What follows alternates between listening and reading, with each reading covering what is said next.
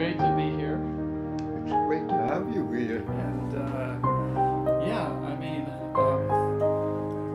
And I've got just some questions, but we'll have this conversation and we'll talk about art. I'd like to talk about a little bit of your background.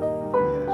And I hope you ask all kinds of embarrassing things, and that I can give embarrassing answers. Okay, that takes a little pressure off of me.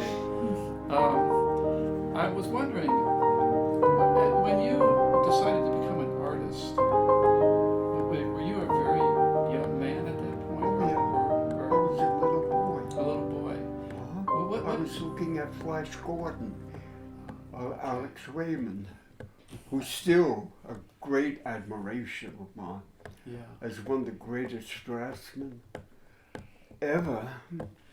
So it's funny how you started admiring Alex Raymond, Mm-hmm. and now that you're illustrating your own books, that you're looking back at your first inspiration. I'm still admiring. And you're still admiring Alex Oh, Raymond, yeah.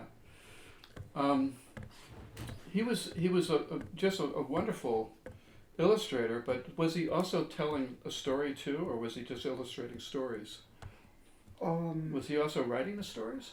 I think that he contributed to the writing of Flash Gordon. Mm-hmm. Yeah. What was his name? Moore, I believe was his name, who wrote it. But I think he put in any suggestions that he had to make it work. So, when you were inspired by him, were you copying his drawings, or were you drawing out of your imagination, making up your own stories? You mean when I was a little when you were a boy? little boy, were you actually copying his drawings, or did you just say, I want to do that when I get older? Did you want to become a comic book artist, or just an artist, I guess? I have such a poor memory, I can't Yeah. answer that. So, when you got older and you wanted to be an artist, who did you find as your instructor to teach you art? Did you find someone locally, or did you What happened was the school doctor, his name was Dr. Oxholm, introduced me to this woman artist, Roselle Hellenberg Osk, who has stuff over in the Met, and Art Students League was her school, and so she suggested that I go there, and so I took my stuff in and showed it to Stuart Clonis, who was the director at that time. And fortunately, he thought I should be in Reilly's class.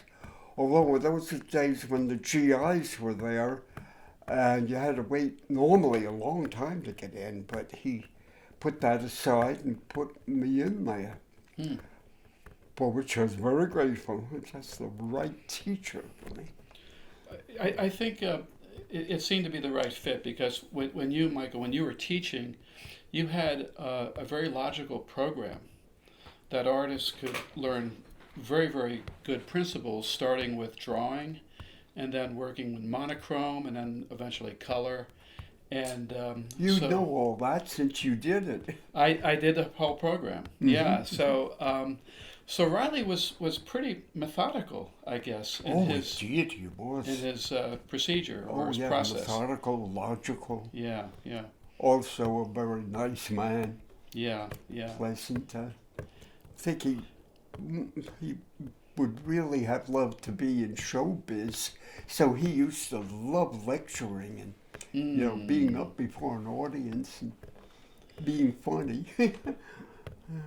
That's great. I think you have to have a little bit of show business or entertainment or ham in you we all to be able to have give demonstrations. Yeah. Oh, indeed, Yeah. John. Yeah. Yeah. Yeah. that's interesting because I remember. I think you said you were his monitor in his class.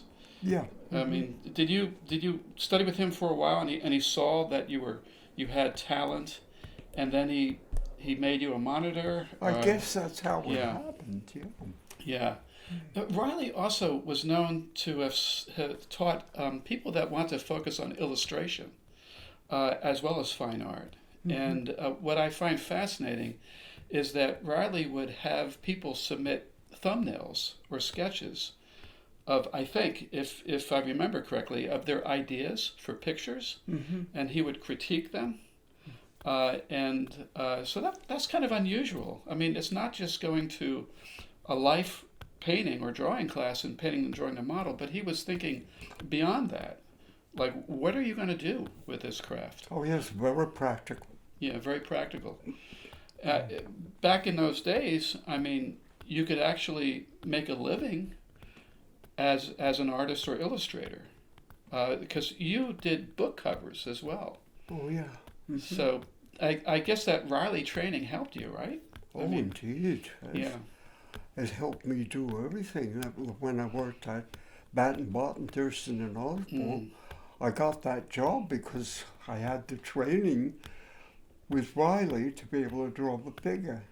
And also, all the products that these department stores were selling, right? I mean, you did, I think, pocketbooks and perfume and all kinds of still life drawings as well for BBD&O. Yes. Oh, yeah. Because you showed them to me, and they're exquisite drawings. They're beautiful drawings. So I think that's really interesting that in those days there was a market for that. Now everything is so digital, but you did book covers, science fiction illustrations. Oh, yes. So that kind of was picture making, really. So Oh, yeah. yeah. When you painted with Reilly, did he focus on the figure? I guess it was basically figure drawing and figure painting, or was it other things as well? Oh, no. It was composition, color, anatomy, every aspect of it, perspective. I wonder, composition is really interesting because I'm not sure composition is taught that much today. But Reilly, he did teach composition. Oh, yeah. So you had some pretty good basic rules that you could follow. Oh, yes. Yeah, yeah. He knew composition because he assisted, what was his name? Dean John? Cornwell? Yeah, Dean Cornwell. Yeah. On the murals in Radio Right. City and all that stuff. Wow, that's great. He had to know all that stuff. Because I know Dean Cornwell, I think he actually assisted Frank Brangwyn, the Welsh painter, I think, as well. But Oh, yes. so, in terms of composition, how did he teach it? How did Reilly teach composition? Oh, let me think now. He taught the, how would you say it? Did you study old masters or? No, part of it was taking squares and placing them, touching or separate, or and also the value of them, different values. Because I remember, Michael, you have a composition course when you were teaching, when I was studying with you, and you were teaching your students. And I think you got a lot of that from Reilly, because I remember the overlapping, touching, things like that. Yeah. Oh, yes. It was basically what he taught me about teaching. Yeah. So the classes, so you had some time devoted to composition, but you also were drawing and painting the model as well. Indeed. Oh, yes. Yeah. Every day. Were they 3-hour classes or were they all-day classes? Were they what? Were they 3-hour classes, basically? Or were they all day? Oh, no, they were all day. All day, wow.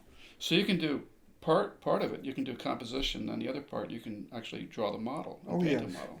And some of it was spent in the gallery and where he would lecture to us Mm-hmm. on various subjects.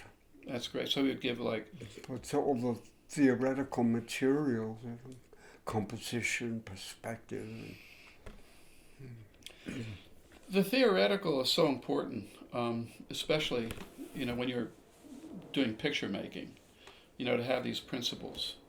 When you were studying with Reilly from the model, you told me something interesting, that the palette that he used was a very chromatic, prismatic palette, that he would have like a cad red and alizarin crimson, maybe for like a red string, Oh, yes.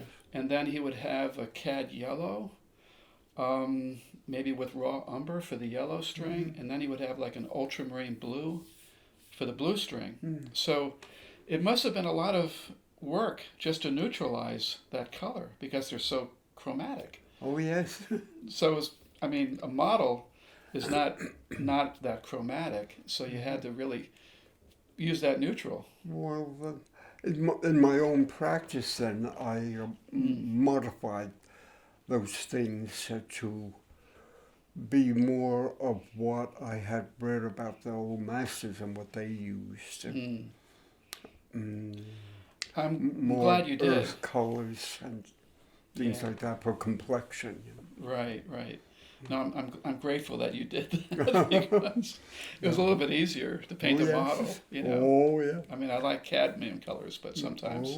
Oh dear, yeah. Yeah, that's great, Michael. I'm just going to look at some things because I jotted some things down, and you did refer to Stuart Clonus. I remember that. Yes. When Stuart Clonus, by divine intervention, led you to Reilly. Yes. And I'm grateful for that. I think we're all grateful because you have such an amazing legacy that you have this incredible genius, I think, for boiling it down, something very complex, and making it simple and understandable. Oh, yes. And I think that is I know I can speak for everyone that's been in your a student of yours, that we're very grateful for that. So I think also, I'm jumping around a little bit, but I think some terms I think are your very own that I hear today. For instance, open grisaille. I think you invented that. The meaning, I don't know. Not the technique, but you invented the description, the term. Oh, yes. Because open grisaille means that it's an underpainting, but basically it's a very, very kind of abbreviated monochrome, where you just use maybe a shadow and some halftones, and then you let the tone of the canvas be the middle light, like working on tone paper. And then you have the term called the closed grisaille, which means that you're using the entire value scale. So, but I think those terms make it very easy to communicate an idea. And I remember you said that words are thoughts. So I think, having those simple terminology just makes us able to communicate a little bit more effectively than saying, just do a monochrome. But what kind of monochrome are you doing? So, and I probably, there's going to be a lot more that's going to come up to my memory, come to mind, I should say. And I remember there's also a technique of measuring that you invented called optical reduction. Oh. Remember that? You have to hold the thing up Yeah. and then moving it. In other words, you get the height of the object, and you pinch where you want to measure what yes, landmark. where you want the chin Yeah. or the crotch. Oh, yes. And then you move it, and then you correspond it to your pad. Because I remember I was really, really amazed. I said, this is so simple and so effective. I learned a lot of that in the Army. They call it training aids. Where they taught you various things by the use of I think training aids is a perfect way of describing that. What is For it? training aids, I think is a perfect way of Yes, describing that. and that's what it was called in the army, training aids. Because I asked you who invented that, and you said something funny. You said, I did, and in all due modesty, I must say it's brilliant. So it really, I mean, because usually, you count heads, like how many heads the figure is, and that's a little bit laborious. Yeah. But this was so fast. Oh, yes. It You gets you mean to have proportion. the whole thing and then to be able to Yeah, put your yeah. finger I mean, so that's one thing I really remember too. And Michael, you've done book covers, you've done illustration. In terms of your own fine art work portraits too. and portraits, Oh, that's yes. right. What is your favorite? I mean, you've done amazing still lifes and florals. You've done figurative paintings. You've done portraits. Mm-hmm. Do you have a favorite? Oh, I like the favorite is what I do now. It's just simple lines. I can relate to that. I really can. We always extol the virtue of line, Uh-huh. and I think line is really behind great art. Oh, indeed, Yeah, yes. yeah. And I think what I love about your teaching, Michael, is that you still, at this stage, you are still theorizing about art. Oh, yes, still do. I mean, in your calendar, you have these amazing, and we'll probably put it up on the screen as people are listening to this. But every time I'm here with you, I take pictures of your theory, your drawings, and I think they're just I think they're so insightful, and again they make it understandable, and you can relate it to the figures so well. And there are terms like the three T's, tip, turn, and tilting. Oh, yes. And I there's so many. Not all of them come to mind, but there's just so many. There's incredible amount of theory. Yeah, the three T's. I'm very proud of that. Yeah, I mean, so you're always thinking of these things. I mean, Oh, it yes. seems like you're always thinking of them. Yes, if I could show you a certain aspect of that. This was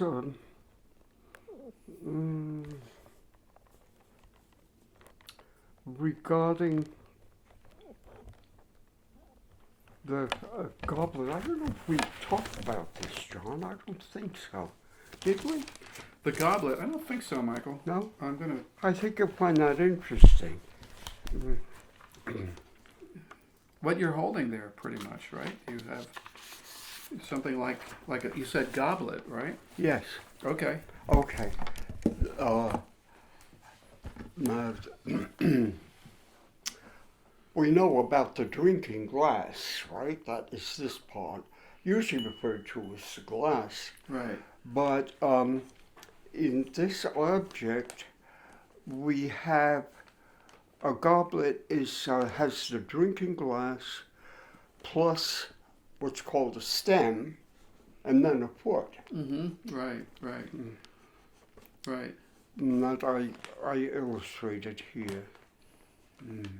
So you're kind of putting it. I remember when we were drawing double curved objects, like the wine bottle had a taper and flare. Mm-hmm. It was very convenient because I think you called it like we put maybe a ball on top of it. That was the head, and then the neck, Oh, really? and then the body, Oh. and then the feet. So it was very, very appropriate. And what I like about your theory, Michael, it always points to the figure. It's always relating to the figure. Oh, yes. Yeah. Even the terms like foot. Right. Foot. Right. Right. Michael, I've got a lot of illustrations that you did, and this is one of them I took a picture of. You remember that? Oh. It's the. Oh, yes. Oh, I'm glad you have this one, John. I've got a lot of them, and you have. I like the obtuse, the acute, and yeah. the right angle. Oh, So it just makes it, kind of a little bit easier. I'm so glad that you appreciate this particular page because I think this is so helpful in teaching, as well as Absolutely. one's own understanding. Yeah, it makes it a little easier to communicate.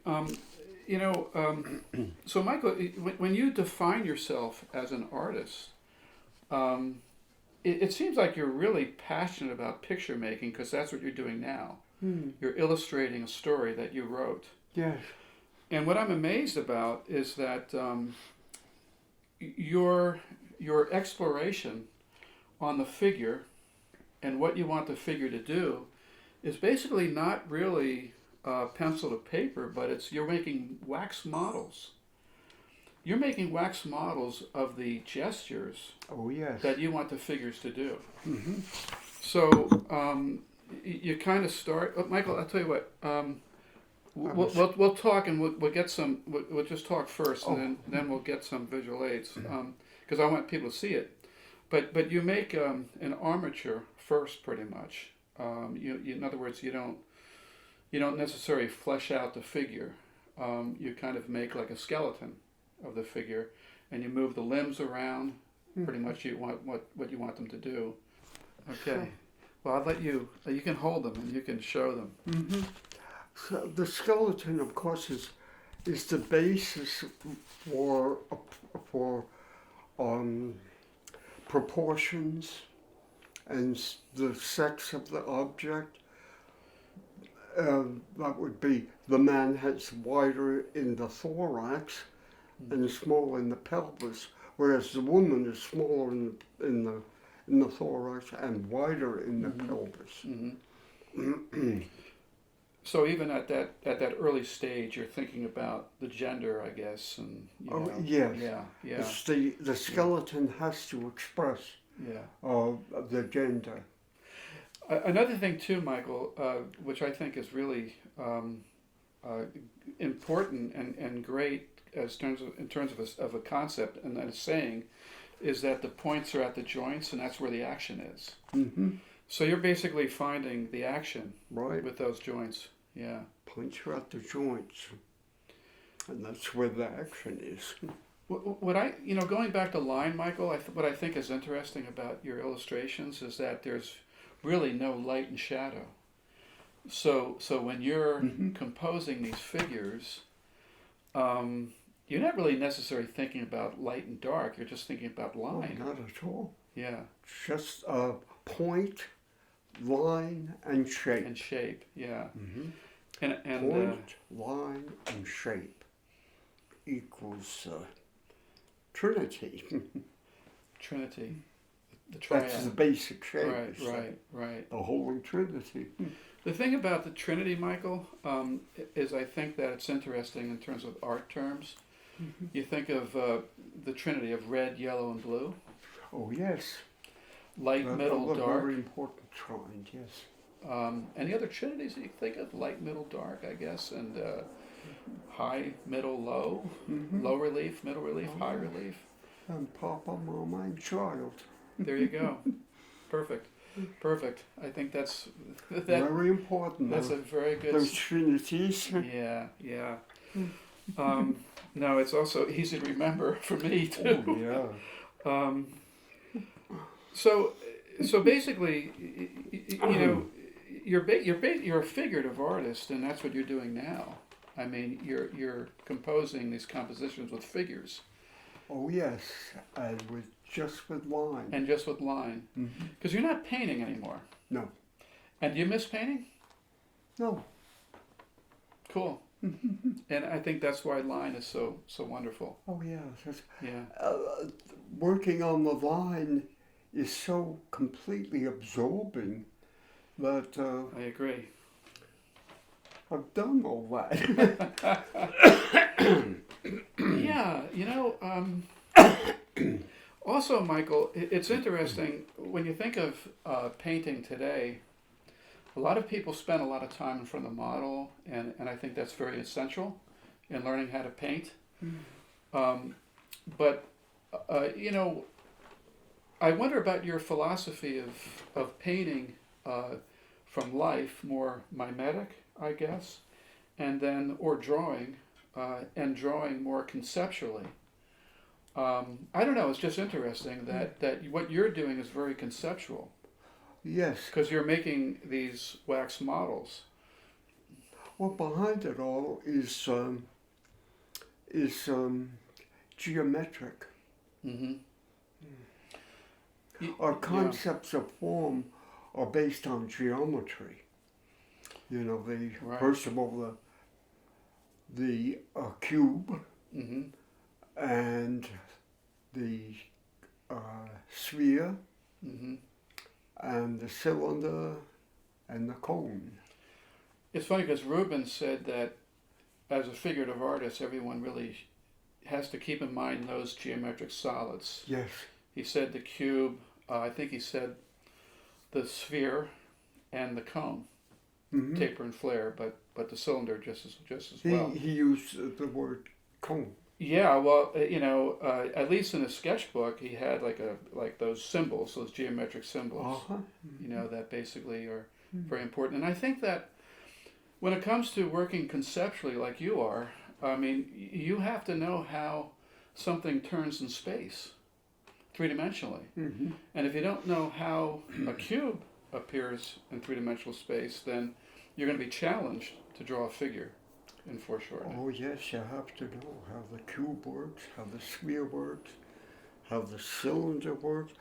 Oh, I had a page that shows that so clearly, John. I don't know if I can get my hand on where it is. Could it be in here?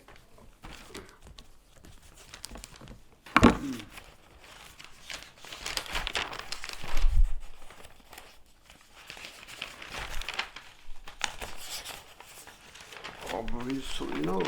Well, Michael, we can find out later. Yeah, I mean, I know. I mean, I know that when you were, which I find amazing. I think during COVID, Michael, you were in a hospital for quite a few months, and you seem to be able to entertain yourself because I remember your roommates were always watching TV, but you weren't watching TV. You were writing in your calendar. Oh yeah. You were always theorizing about concepts, Mm-hmm.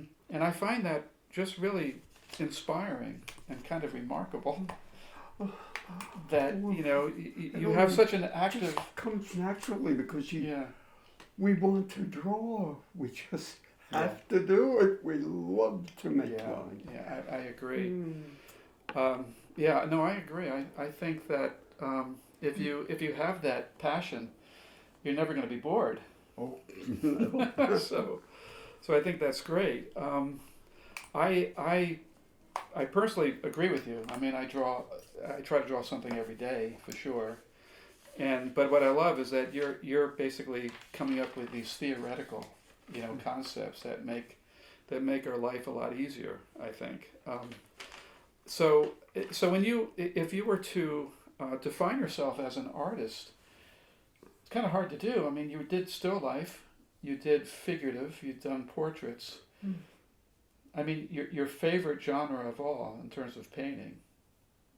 What did you enjoy the most when you were painting? Making lines. Making lines. Well, that's where you go. Okay, that seems to be the bottom line. No pun intended. Okay. When you go to the Met, the Metropolitan Museum of Art, Mm-hmm. what inspires you the most? What gets you excited? In other words, what work of art gets you excited the most? I mean, there's so many, but is there anything that you kind of gravitate to when you go to the Met that you want to see?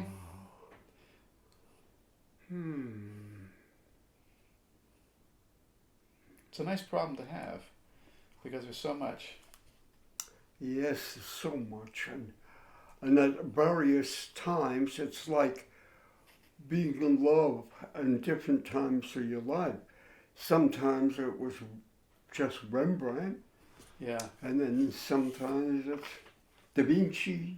Sometimes you're in love with David, and it's as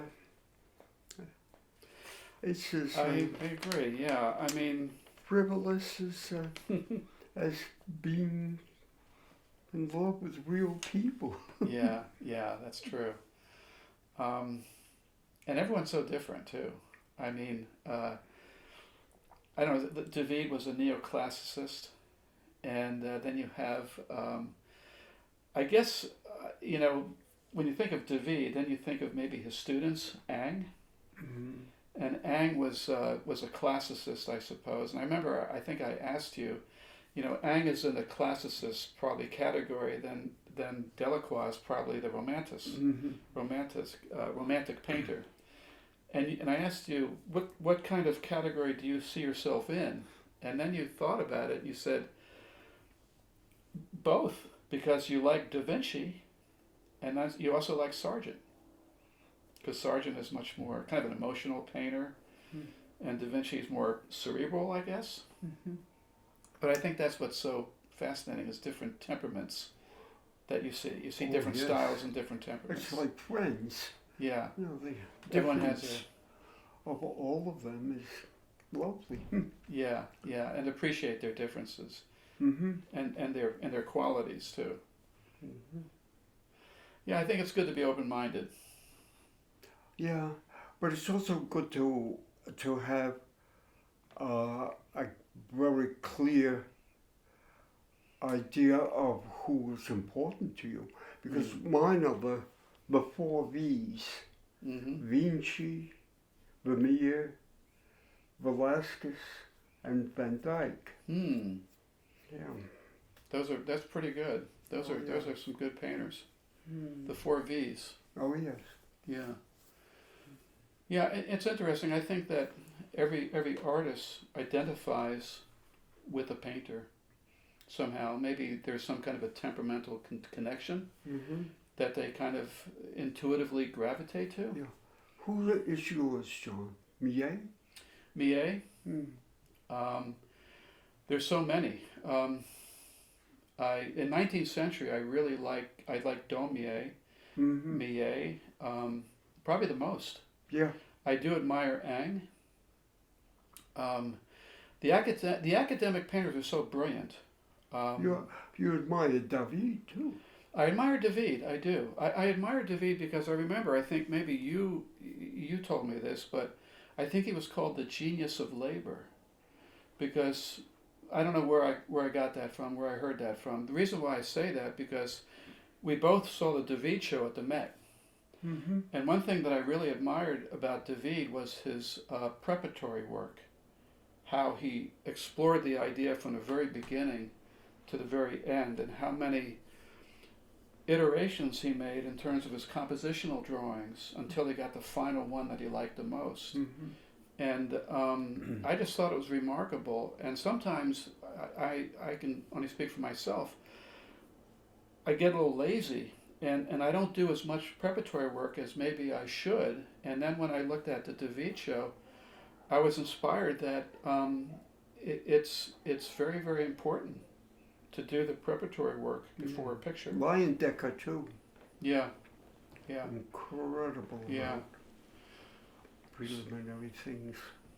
Yeah. No, I think some painters seem to be more intuitive. David seemed to be very, very methodical, at least in his approach to art. and I, like a person like a painter like Sargent was more or less. I don't know. It seemed like he was inspired by life, and he would paint life in front of him, Mm-hmm. whether it was a landscape or portrait or a scene. But then when he got to do things from the imagination, they were brilliant. Witness the Boston Museum, those great murals. Yeah. Incredible. That's true. That's true. Not He only was the able to do painting, both. but the sculpture as well. Yeah. Plus the fabulous drawings. Yeah. I think it seemed like he really reveled in line too. when he did those murals at the Boston Museum of Fine Arts. Indeed. Because they were kind of like silhouettes. There really weren't a lot of modeling with those figures. So it shows you how the range that he had, that he can do that. Yeah. Oh yes. Yeah. Michael, when you did plein air painting, you painted in the Luxembourg Gardens, right, in Paris? Yes. And I think I remember you saying that you had a lot of kind of people bothering you, and I think at one point you put earphones in, and you had the wire connected in your pocket, but you weren't listening to anything. You just wanted people to realize that you're listening to something and you can't be interrupted. Oh yeah, you have to have all kinds of tricks. Yeah. To protect yourself from the public so you can get some work done. So I think that's it. I think Todd and I can relate to that. Yeah. Because you do get these inane questions, Oh. Like my cousin Vinny, he's really a good painter, or something like. Or do you ever see that guy on TV, Bob Ross? They start asking you these questions. Anyway, I was I can relate to that.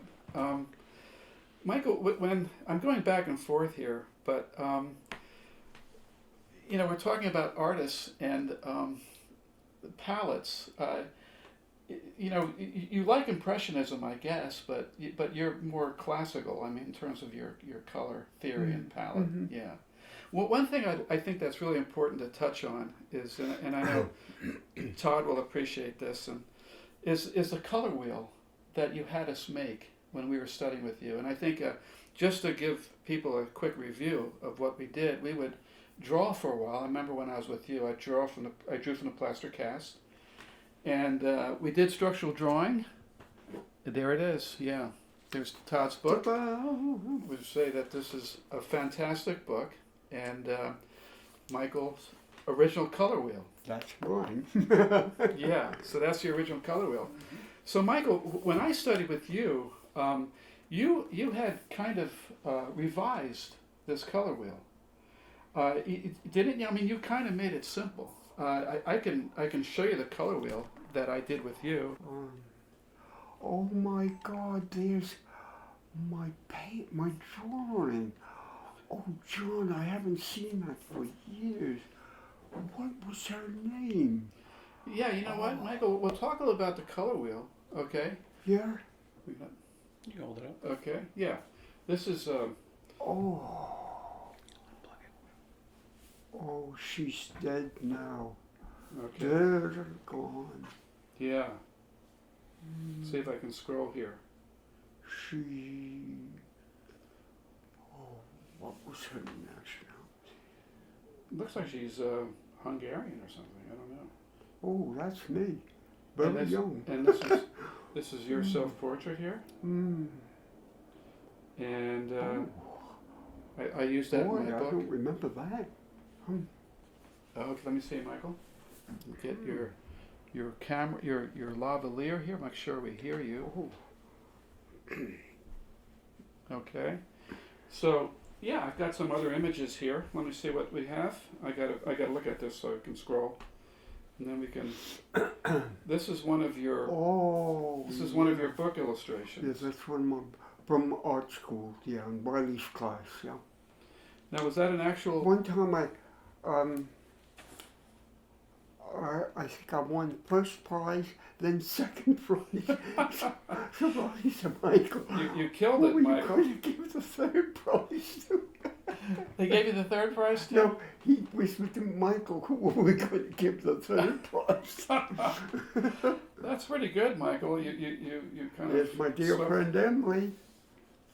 Many years gone, but an incredible human being. She was the police commissioner's wife. Oh, wow, really? Emily DiMartino was her name. I know, DiMartino. Wow, that's amazing. I remember looking at that painting. I saw her name. Now this is, I'm jumping all over, but this is the... Oh, yeah. This is the fantastic gift cover. Yeah. So, we'll look at, see what else we have. This is one of your beautiful florals. Oh. Ooh, that's lovely. should say so. I must say so myself. And this is you painting. Oh, Salome, yeah, wasn't painting. Deborah. Yeah, Deborah. Yeah, Salome. Mm-hmm. Michael, I kind of reminded of an interesting story, and I want to get to the color wheel, but you know, you have an idea of what you want the model to do.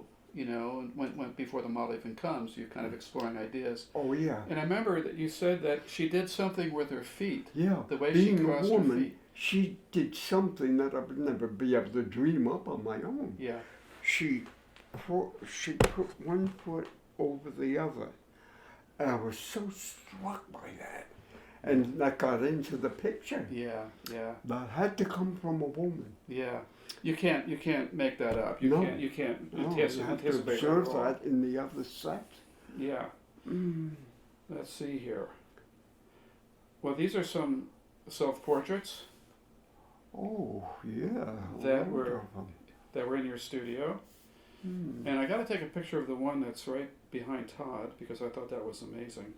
That is amazing. Oh, that one. Yeah, that one Oh, there. you I don't have the that. picture of that. No, I don't. But you know what, Michael? This is also you sculpted a self-portrait of yourself as well. Oh yes, yeah. The sculpture. It's in the studio. Yeah. I mean, I think you kind of did. I mean, you sculpted as well. I mean, you were not only a painter, but you were a sculptor. Oh yeah. Mhm. Yeah, that's.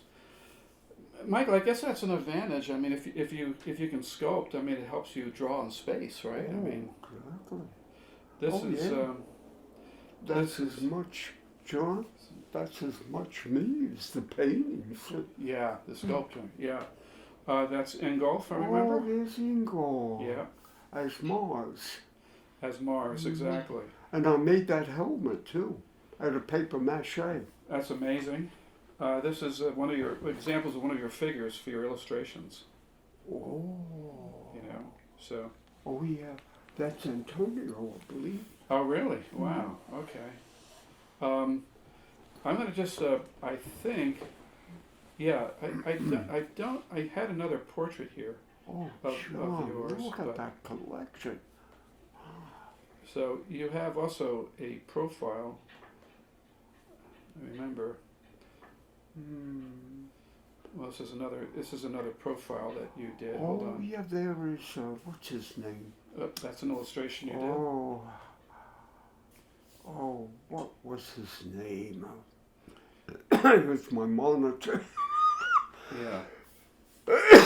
I did many things for me. He put the chandelier up, I believe. I always admired that.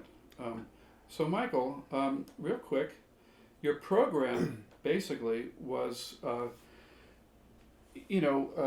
drawing for a little bit and then working from monochrome from a plaster cast. And I remember you took your plaster casts and you painted them with acrylic gesso like burnt umber, value 7. Uh-huh. Because I think the way I remember it is that the transition from the cast to the model was a little bit easier to make. To get the local. More like the model Local. of a particular type of model. Yeah. Right. Mhm. Of course, there's many different locals. Wasn't that clever? It was very, very clever. And I remember that after that, you had us, in my case, I did a self-portrait, and I did it with the full value range, the local value range. And it was a really good kind of segue to color, doing a full monochrome and then going to color. Oh, yes. And Oh, boy, yeah, I believe in that. so the color wheel, when we did the color wheel, looks like you kind of simplified it a little bit. This has 24 colors, and it looks like this one has a lot more than 24. Oh. On the back. Yeah, Michael, this is the color wheel that you had done, I think, earlier. You see, looks a little bit more, more colors, It's earlier than. and then earlier than this one. Oh, yes. Yeah, It looks like it's got more colors on it. doesn't it? yeah. I think Elliot Goldfinger, we were talking about him before. Elliot did this color wheel with you. Oh, did he? Yeah, he was before you, before me rather. He studied with you before me. Oh. And then I think I started studying with you, I think in '83. and I think I did this in '85 after doing a monochrome. But Michael, I think this color wheel, you called it like a Goethean wheel, or this was, I'm sorry, this was based on Munsell, right? You said the Munsell, the other wheel that we saw. Was that based on Munsell? Yeah, I think So so. it was, yeah. Why did I So, call so, it the so, Goethean? so how did you get from here to here? I mean, what was do you remember what your thinking process was? Oh, you said that this was Goethean? I think you called it that. I don't know. Do you know why you called it that? Why? Do you know why it was called the Goethe? Why Goethe influenced this? Oh, I think it's, I called it that. Yeah. Got the Goethean. Oh dear. Do you remember why? I'm just I wondering. remember. Why did I? Well, no matter what, Oh, Michael. John, I'm so sorry. I can't No. recall why it was the Goethean. You know, Michael, you can call it anything you want. I'm glad you did it. That's all, because it's a little simpler. Because what I really liked about this, and I think this is really important, and I know Todd and any artist would agree, that, you know, I remember after this, doing the color wheel, you know, we had an idea of where earth colors align themselves. You know, like or alignment with the. yeah, I mean, like cat orange. Mm-hmm. Like, what would be an earth color that would relate to cat orange? It would be burnt sienna, Yes. right? I wish we had I think I do have a larger. Let me see. Well, that was- See if I can. Yeah, that was Get burnt this up umber. Burnt umber. Burnt sienna was orange, red orange, the one next to it. I think, again, we were saying earlier how you kind of simplified things that were always maybe a little too complicated. And I think that given your inquisitiveness, after this color wheel, you probably said, let me see if I can make this a little bit more user-friendly. And I think that's why I'm glad I jumped on when I did, I guess. I mean, I love this color wheel, and what I like about it too is, again, I mean, if you have to paint more theoretically and you don't have the subject in front of you, it's always good to know how to make a darker version of a color. Mm-hmm. Oh yes. I mean, you know, like yellow, you'd have like a raw umber, maybe even a yellow ochre in the midway. It's so essential to know. Yeah. What to bring it down with. And Michael, I think you mentioned earlier the triad. It all comes down to red, yellow, and blue in terms of mixing, and that way you're not overwhelmed. I think if you throw a fourth color in there, because I remember reading a long time ago Then you have about palettes. primary, then you have the second. They were what the orange. What is that? Orange. Purple. yeah, and green. green. Yeah, green. No, I think it's wonderful, and especially when you're painting portraits too. I mean, it comes down to a red, yellow, and blue, or neutral.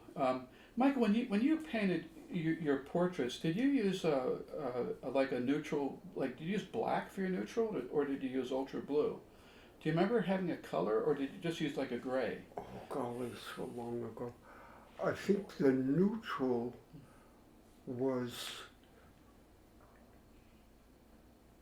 ivory black with raw umber put into it, because ivory black by itself is a Kind of like a purple blue. Yeah. purple blue, Yeah, yeah. and this would render it really neutral without any Yeah. color organization. I love that. I love that because you can really make an achromatic color that way. Oh, Let me get you there. this Palopan. Get you upside down. Sorry. Get you hooked up. Okay. Be more interesting if it was nude and that was clipped on my nipple. I think the viewers would enjoy that more. Well, maybe next interview we'll try Oh that. yeah, okay. I'm all for it. We can try that. We'll break new ground. Okay. So yeah, I mean, I think it's great. I mean that the colors are so. Yeah, I think that I like that neutral gray. I like that combination Mm-hmm. because I tell students that if you really wanted a flat, I mean a completely neutral color, 2-part RV black, 1-part umber. Mm-hmm. Yeah. Oh So yeah. so in your program, we would do color spheres as well. After the color wheel. Oh yes. Let's see if I can get that up there. That way we see it. So in there it is. form. Oh yes, John. Ah. We compressed it to 12 colors. Is this the Goethean one? I don't know. You tell me. I have no idea. It could be. But anyway, I liked it because it basically we would we would actually color. We would paint these spheres like in CAD red. We would actually paint real spheres in these colors, like red, orange, yellow, orange, yellow, green, green. Yeah, but this is done from nature. Right? Done from nature. Oh yes, you get the colors right. The only way you could get them right.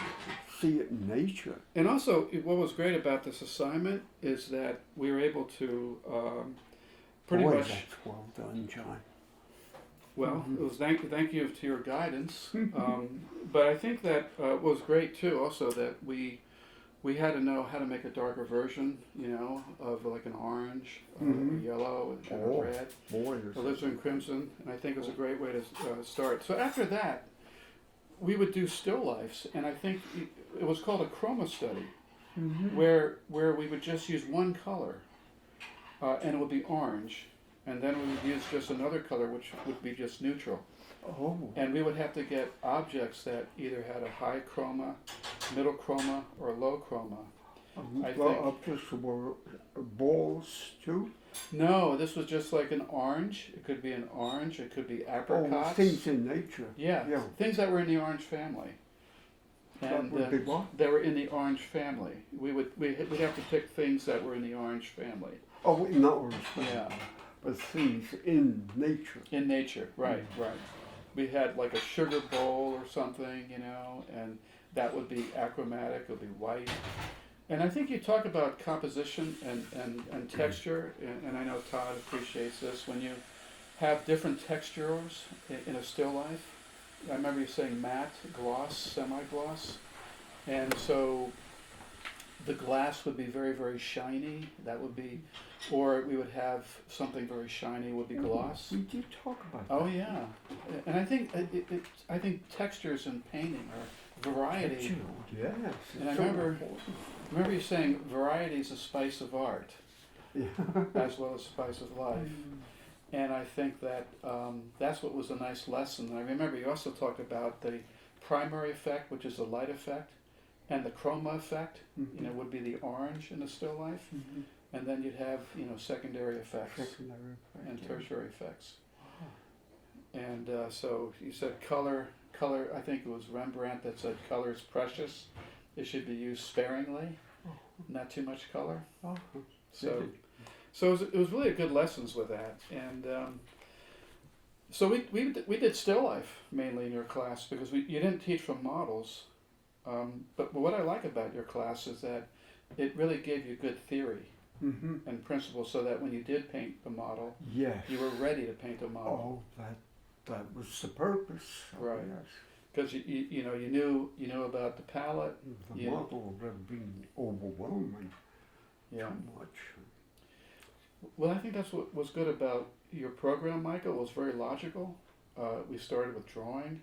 And then a plaster cast, drawing a plaster cast, painting a plaster cast. Because I remember you saying that's how you really, you get familiar with how to handle the brush. Because that's a whole different skill. Every step. Yeah. Squeezing everything out of every single factor. And I think that your program was basically 3 years, would you say, basically? I think so. Yeah. I think ateliers have usually a 3 or 4 year kind of timetable. And I remember you saying that it's important for the artists to want to move on and not just become a student the rest of their life? A professional art student. Professional art student, exactly. Because sometimes it's very easy because you walk into a classroom, the monitor or the teacher sets up the pose, and you don't have to do any thinking about it. You just people squeeze young, out your I paints. think they're always in school with a teacher. Yeah. But I remember you saying trap. that it could be. I remember you saying that you really want people to kind of sprout their own wings and fly away. You're Yeah. preparing them to move on. Move on. Yeah. As a teacher, Michael, it's fun. It's very enriching to share, and I think as a practicing artist, you're a more effective teacher, and you were always an artist too. I mean, you were an artist and teacher. Oh yes, it's important to want to share, to give. Oh yes, as your students are your children. Your art children. And that's what you want to do with your kids. Yeah. Want to prepare them for the world. Oh yes. World of art. Yeah. Nourish them. Yeah. Well, that's what Reilly was doing, I guess, right? Oh yeah. Yeah. Yeah. It was. I mean, even without models. It was really important to learn those lessons. Because I think, you can take it in any genre, really. You can be a portrait painter or a figure painter. You can be a still life painter. But if you learn these principles, I think it's very important. He certainly prepared you for that. Yeah. Well, Michael, I think I can speak for everyone that has been under your tutelage or your instruction, and that's known you as a friend. Your legacy really is just so important to me and to everyone else that's studying fine art. Oh, I'm very happy to hear that. Since you're my Gainey, my Anya, my Duke, my genius, my angel, and my friend. I Although, appreciate that. in your case, not friend, but son. Yeah, you're the adopted son. Well, you're my art father, and I'm your art son, I guess. Yeah. Right? That's how we can put it. Yeah, I mean, I also think it's incredible that you're 95 and that you're so mentally active, and I think that's the secret of youth, actually, is being passionate about something and continually researching line and inventing ways of using line to express form. Oh yes. And I think that is such a important legacy. I think because I think that classical art basically I think is more or less about line. Because you talk about Greek vase painting and how basically it's line. Going back to the Grecian. Yes. Oh yes. Illustrations. Oh yeah. Yeah. The Greek vase painting. Pure line. Pure line. And what you're doing right now is pure line. So you're kind of coming full circle. Indeed. Well, Michael, I know that I enjoy seeing you at least once or twice a month and getting enriched by your principles because I can pass them on, to others. And I enjoy those sessions, John. So I appreciate that very much. Okay. Is there anything else you want to say or add? Just I love you dearly, and you're my Anya, my Guinea, my Anya, and my not Druk. You are my friend too, yes, but you're my son. Well, Michael, listen, thank you very much for this time, and Todd has been great in setting all this up. Yes. And so we really appreciate Todd's help. And if it wasn't for Todd, this would not happen. And also, if it wasn't for Todd, this book would not happen. And the fact that Todd has shown your color wheel and others. He's awesome. He is awesome. Thank you, Mike. Thank you, John. This is Todd's. Actually, he's got 3 books. One was a cocktail book, and the first one was an awesome book as well. What? Todd, this is Todd's 3rd book. Third book. 3rd book, yeah. So now it's great though, because I think Todd is also kind of perpetuating your legacy, Michael, with this book. So we thank you very much, and again, thank you, Michael, and thank you, Todd, for making this happen. Thank you, guys. Thank you.